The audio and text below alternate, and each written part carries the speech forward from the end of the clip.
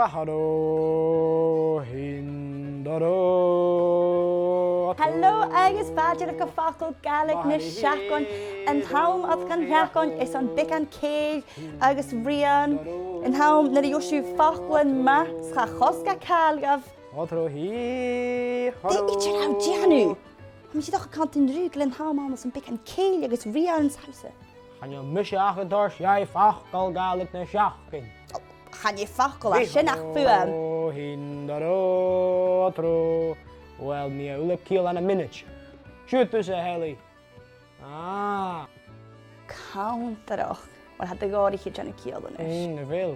Wel, Canntaireachd. Jo Facal Gàidhlig kiel singing, warbling, en chanting as verle. Hij is getricht bij pieper in de klacht. Canntaireachd is zo'n kjaldne piepe hikkes.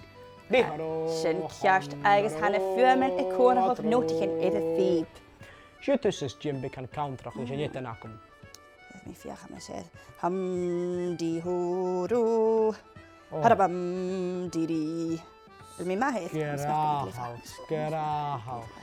Hey ram bi Staat, is een nieuwe zaak. Canntaireachd.